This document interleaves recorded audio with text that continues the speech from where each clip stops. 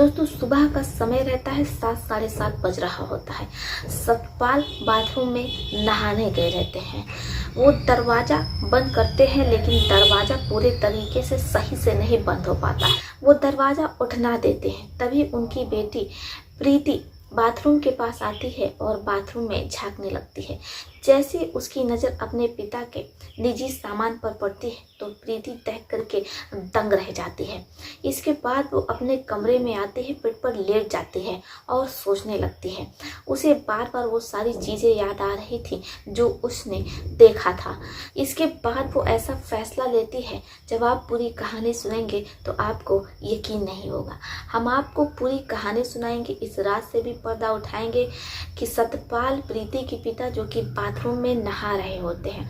जैसे ही प्रीति अपने पिता को बिना कपड़ों का देखती है तो उसके होश उड़ जाते हैं, और जब प्रीति की नज़र अपने पिता के सामान पर पड़ती है तो उसकी आंखें चौधिया जाती हैं। इसके बाद वो अपने कमरे में आती है और जो फैसला लेती है, जिसे सुनने के बाद आपका भी दिमाग चकरा जाएगा। हम आपको पूरी कहानी सुनाएंगे, इस रात से भी पर्दा उठाएंगे, लेकिन उससे पहले हम आप लोगों से कुछ कहना चाहते हैं। हमारा चैनल नया है, आप लोगों के प्यार की सपोर्ट की बेहद ज़रूरत है। अगर आप लोगों ने अभी तक हमारे चैनल को सब्सक्राइब नहीं किया तो कर लीजिए। साथ ही कमेंट बॉक्स में आप लोग अपना अपने शहर का नाम भी लिखिए, ताकि हमें पता चल सके हमारा वीडियो कहाँ से देखा जा रहा है और कहाँ तक पहुँच रहा है। कुछ दोस्तों ने अपना नाम लेने को कहा था।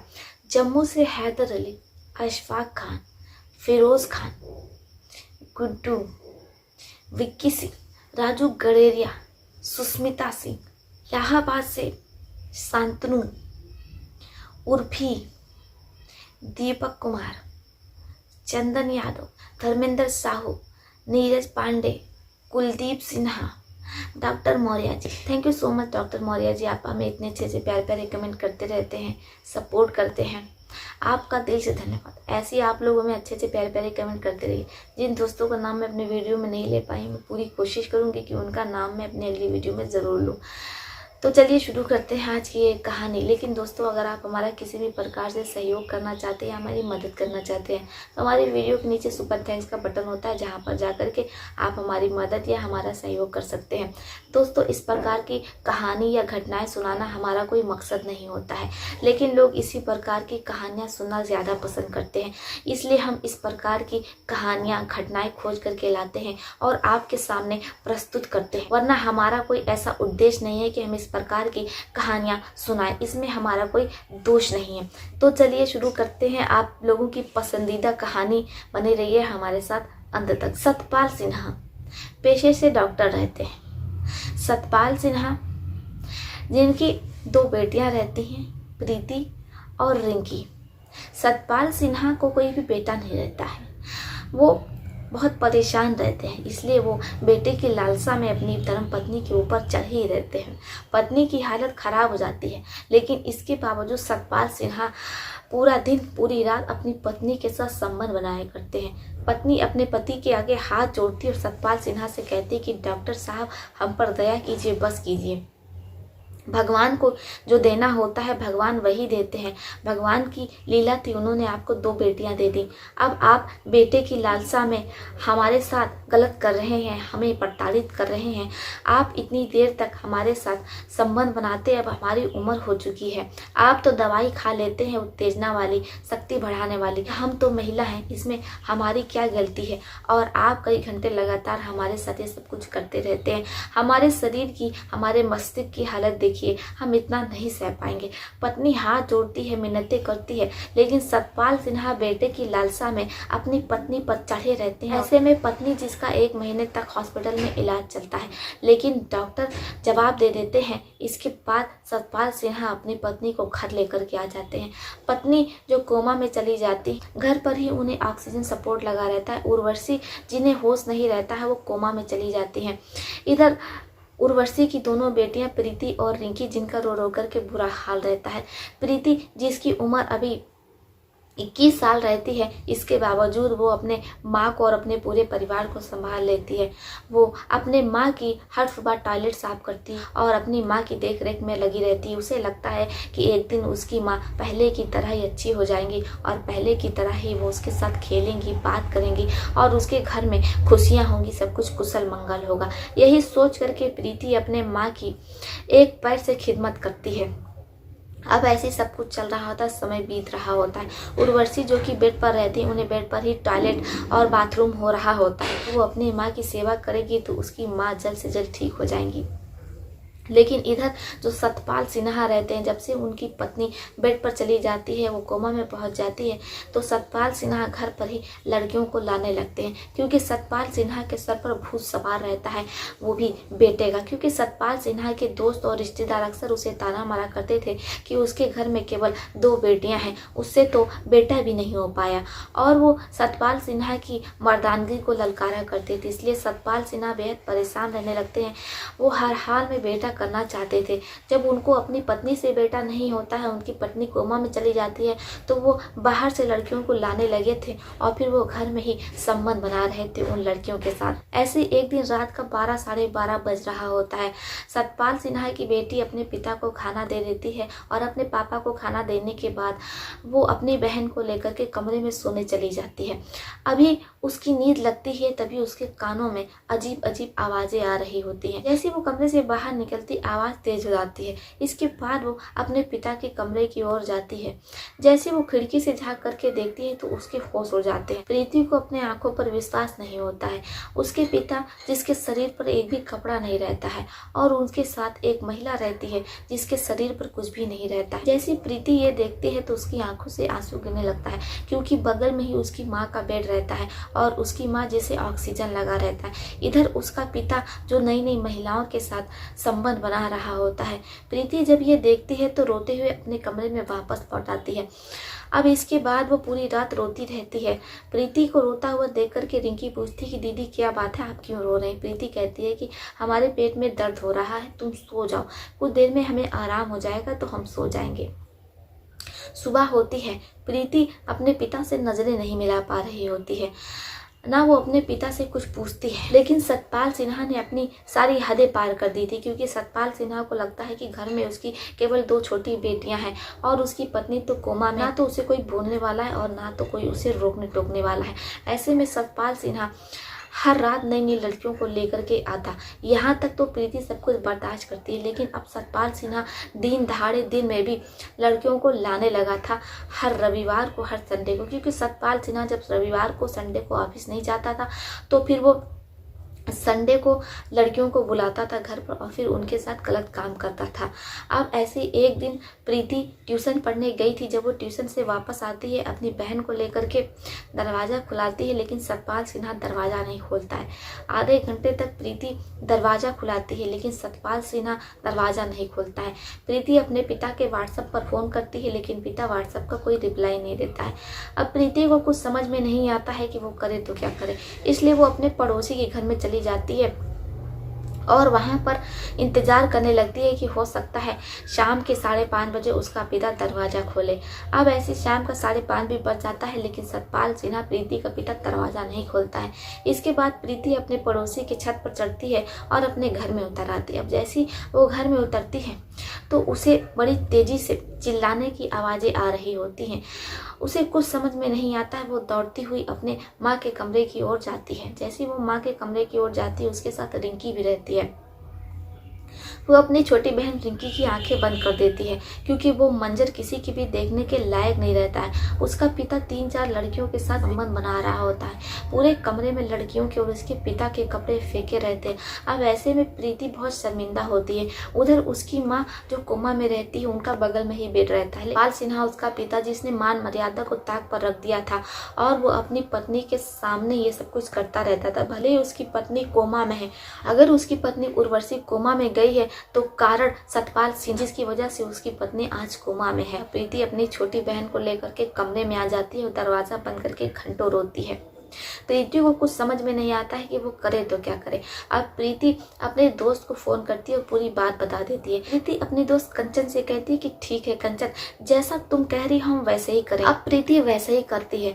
सुबह का 7 साढ़े 7 बज रहा होता है। प्रीति सुबह ही उठ जाती है, पिता के लिए चाय बनाती है और पिता को आवाज लगा रही होती है, लेकिन पूरे घर में पिता कहीं नजर नहीं आते हैं। इसके बाद प्रीति चाय लेकर के अपने पिता को देने के लिए आती है। जैसे ही वो आती है तो बाथरूम से नहाने की किसी की आवाज आ रही होती है। प्रीति बाथरूम के पास पहुंचती है।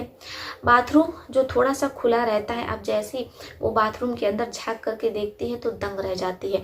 उसका पिता सतपाल सिन्हा जो कि बाथरूम में नहा रहा होता है। अब जैसी प्रीति की नज़र अपने पिता के सामान पर पड़ती, निजी अंग पर पड़ती है, तो प्रीति देख करके दंग रह जाती है, क्योंकि आज तक उसने इतना मोटा सामान और इतना बड़ा सामान नहीं देखा। अब जैसी प्रीति देखती है तो उसके हाथ से कप छूट जाता है और चाय गिर जाती है। प्रीति जैसे ही कांच के टुकड़ों को उठाने के लिए नीचे झुकती है तो वो खुद को रोक नहीं पाती है और अपने पिता को बिना कपड़ों का ऐसे वो निहारती रहती है। प्रीति अभी अपने पिता को निहार ही रही होती है कि सतपाल सिन्हा नहा करके बाथरूम से निकल जाते हैं। इसके बाद वो अपनी बेटी से पूछते हैं कि बेटा चाय कैसे गिर गई। प्रीति कहती है कि पिताजी वो हमारा पैर लड़खड़ा गया था इसलिए चाय गिर गई। उसके बाद प्रीति किचन में चली जाती है और चाय बनाने लगती है। वो अपने पिता को चाय देती है और फिर वो अपने कमरे में आकर के लेट जाती है। उसके मन में बार बार वही ख्याल आ रहा था, उसकी आंखों में वही तस्वीर आ रही थी। प्रीति उस मंजर को भूल नहीं पा रही थी। उसे कुछ समझ में नहीं आ रहा था कि वो करे तो क्या करे। खुद को बहुत समझाती है, भूलने की कोशिश करती है, लेकिन प्रीति भी जवान रहती है। ऐसे में वो खुद को रोक नहीं पा रही थी। जैसे ही 12 साढ़े 12 बजता है, अब प्रीति के कानों में तरह तरह की आवाजें आने लगती है। प्रीति अपने पूरे कपड़े उतार देती है और वो अपने कपड़े उतार करके अपने पिता के कमरे में जाकर के खड़ी हो जाती है। प्रीति का और सतपाल सिन्हा का ये रोज का हो गया था। अब दोनों रोज एक दूसरे के साथ गलत काम किया करते, संबंध बनाए करते। सतपाल सिन्हा उन लड़कियों के साथ साथ अपनी बेटी प्रीति के साथ भी वो ये सब कुछ किया करता था। अब ऐसे समय बीत रहा होता, अचानक प्रीति की मामी घर पर आ जाती। जैसे प्रीति की मामी घर पर आती है होश उड़ जाते हैं। वो प्रीति से पूछती है कि बेटा तुम्हारा पेट इतना क्यों निकल आया है। प्रीति कहती है मामी हम आलू ज्यादा खाते हैं, इस वजह से हमारे पेट में गैस बन रही है। इसके बाद प्रीति अपने सारे इन काले कारनामों को छुपाने के लिए गैस छोड़ देती है। जैसे प्रीति गैस छोड़ती है तो मामी को लगता है कि प्रीति सच कह रही है, क्योंकि बदबू इतनी तेज आने लगती है। मामी को नहीं पता था कि प्रीति ये सब कुछ छुपाने के लिए उसने जानबूझ करके गैस छोड़ी है, ताकि मामी को उस पर कहीं से भी शक ना हो।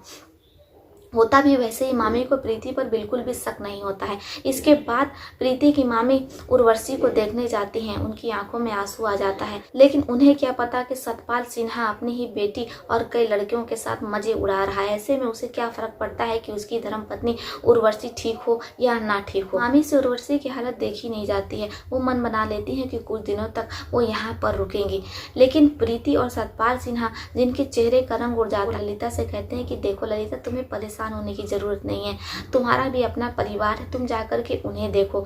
यहाँ पर हम लोग उर्वशी को तुम्हारी भाभी को देख ही रहे, चिंता मत करो। सतपाल सिन्हा और प्रीति की बातों को नजरअंदाज करते हुए ललिता उर्वशी के घर पर रुक जाती है। तो जैसी रात का 12 साढ़े 12 बजता है, प्रीति के अंदर की वासना अपने चरम पर पहुंच जाती है, क्योंकि अब तो प्रीति को वो सब करने की लत लग जाती है। ऐसे में प्रीति खुद को रोक नहीं पाती है और वो अपने पिता के कमरे में जाती है। पिता भी खुद को नहीं रोक पाते हैं और वो दोनों एक दूसरे के साथ संबंध बनाने लगते हैं। अचानक ललिता की नींद खुल जाती है। सतपाल सिन्हा को लगता है कि ललिता गहरी नींद में सो रही है, क्योंकि उन लोगों ने उसके खाने में नींद की गोली मिला दी है। लेकिन ललिता जी ने पहले से ही शंका थी, इसलिए वो खाना नहीं खाती हैं। इससे पहले कि ललिता को समझ पाती, प्रीति वहां से निकल जाती, यानी कि अपने कमरे में चली जाती। जैसे ललिता की नजर सत्यपाल सिन्हा पर पड़ती है तो वो चौंक जाती है और सत्यपाल सिन्हा से पूछती है कि ऐसे क्यों खड़ा हुआ। सत्यपाल की आंखों में आंसू आ जाता है और वो ललिता से कहता है जब से हमारी पत्नी बीमार हुई हमने किसी के साथ भी संबंध नहीं बनाया है। ऐसे में हमें कई महीने से पत्नी सुख नहीं मिल पा रहा है, इसलिए हम क्या करें। अब जैसी ललिता ये सुनती हैं तो वो सत्यपाल सिन्हा से कहते हैं कि चिंता मत करो, अब हम आ गए हैं। इसके बाद सत्यपाल सिन्हा ललिता के साथ संबंध बनाता है। ऐसे समय बीत रहा था, सब कुछ चल रहा होता है, लेकिन एक दिन प्रीति के पेट में दर्द होने लगता है। अब जैसे ललिता को भनक लगती है कि प्रीति के पेट में दर्द हो रहा है, प्रीति को मेडिसिन दवाई दे देती है, लेकिन इसके बावजूद प्रीति को आराम नहीं होता है। वो दर्द से करहा रही होती है। ललिता घबरा जाती है। वो प्रीति को लेकर के हॉस्पिटल जाती है। महिला डॉक्टर ललिता का चेकअप करती है। जैसे महिला डॉक्टर के हाथ रिपोर्ट आती है। महिला डॉक्टर ललिता को रिपोर्ट दिखाते हुए कहती हैं कि मुझे बहुत अफसोस के साथ कहना पड़ रहा है कि ये लड़की गर्भवती है पेट से। अब जैसी ललिता ये सुनती हैं तो उनके पैरों तले ज़मीन खिसक जाती है। वो डॉक्टर से पूछती हैं कि इसकी तो शादी भी नहीं हुई, अभी कुमारी है, तो ये भला पेट से कैसे हो गई। महिला डॉक्टर कहती हैं कि देखिए, ये आपका घरेलू मामला, हम इस बारे में ना तो कुछ कह सकते हैं और ना ही इस बारे में हम जानते हैं, आप अपनी बेटी से पूछिए। इसके बाद ललिता प्रीति को लेकर के घर आती हैं और वो प्रीति से पूछताछ करती हैं, लेकिन प्रीति ललिता से कुछ भी नहीं बताती। कुछ महीने बाद प्रीति एक हर्षपुर बेटे को जन्म दे देती है। जैसे सत्यपाल सिन्हा के घर में बेटे का जन्म होता है, एक पुरुष का जन्म होता है, तो सत्यपाल सिन्हा की खुशियों का ठिकाना नहीं रहता, क्योंकि सत्यपाल सिन्हा को लगता है कि अब उसकी पीढ़ी बढ़ाने वाला कोई आ गया है, अब उसके दोस्त उसे ताना नहीं मारेंगे, उसने बेटे को जन्म दे दिया है, ये उसका ही बेटा है। रिश्तेदार पूछते हैं तुम्हारी पत्नी तो कोमा में, फिर तुम्हारा बेटा कैसे हुआ। सत्यपाल सिन्हा कहता है हम लिव इन रिलेशनशिप में मीनाक्षी नाम की महिला के साथ रह रहे थे और ये उसी का बेटा है। अब सत्यपाल सिन्हा अपने रिश्तेदारों से तो कहता तो क्या कहता कि ये उसकी बेटी का बेटा है। जन्म तो प्रीति ने अपने बेटे को दिया था, लेकिन सत्यपाल सिन्हा जो कि प्रीति से उसका बेटा ले मीनाक्षी को घर ले आता है और प्रीति के बेटे को मीनाक्षी की गोद में दे देता है। प्रीति बहुत ज्यादा परेशान हो जाती है, क्योंकि आखिर वो एक माँ है। ऐसे में वो मीनाक्षी से अपने बेटे को वापस ले लेती है, लेकिन सत्यपाल सिन्हा ये साफ कर देता है कि वो उसकी शादी तय कर रहा है, वो उसकी शादी लगा रहा है, वो उसके लिए रिश्ता खोज रहा है। जैसे एक अच्छा रिश्ता मिल जाएगा वो उसकी शादी कर देगा। लेकिन प्रीति अपने बेटे को पालना चाहती थी, अपने बेटे को अपनाना चाहती थी और वो साफ कर देती कि वो ऐसे लड़के से शादी करेगी जो उसके बेटे को अपनाने को तैयार हो। आज सत्यपाल सिन्हा अपनी बेटी से कहते हैं कि तुम क्या बताओगे कि ये बेटा किसका है, तुम्हारे पिता का। भला ऐसे में कोई मूर्ख ही होगा जो तुमसे शादी करेगा, कोई भी तुमसे शादी नहीं करेगा। लेकिन प्रीति जिद पर अड़ जाती है। सत्यपाल सिन्हा अपनी बेटी की एक नहीं सुनता है। मीनाक्षी जो अब प्रीति से उसका बेटा ले लेती है और अब वो प्रीति के बेटे की देख रेख कर रही होती है। इधर धीरे धीरे प्रीति का बेटा बड़ा हो जाता है, वो बोलने लगता है। वो प्रीति को माँ ना बुला करके मीनाक्षी को ही अपनी माँ समझता है। पिता और अपनी सौतेली माँ मीनाक्षी के बहुत समझाने पर प्रीति मान जाती है। जो हुआ सो हुआ, अब उसे आगे बढ़ जाना चाहिए। जब उसकी शादी हो जाएगी तो उसके पति से भी उसे बच्चे होंगे। पिता सत्यपाल सिन्हा अपनी बेटी के लिए रिश्ता खोज देते हैं। प्रीति जिसकी बड़े ही धूमधाम से शादी हो जाती है, वो अपने पति के साथ ससुराल में बेहद खुश है। कुछ महीने बाद प्रीति पेट से हो जाती है और वो बेटी को जन्म देती है। प्रीति के 4 बेटियां और 2 बेटे हैं। प्रीति अपने पति और अपने पूरे परिवार के साथ हंसी खुशी कुशल मंगल रह रही है। आशा करते हैं दोस्तों कि आपको ये कहानी बेहद पसंद आई होगी। क्या प्रीति ने अपने पिता के साथ जो कुछ भी किया और उसके पिता ने जो कुछ भी अपनी बेटी प्रीति के साथ किया, उस बारे में आपका क्या सोचना है, आप अपनी राय कमेंट बॉक्स में लिख सकते हैं। तो चलिए फिर चलती हूँ, मिलती है आपसे किसी और कहानी में, किसी और घटना में। तब तक के लिए आप अपने परिवार का ध्यान रखिए। आदाब, सत श्री अकाल, नमस्कार।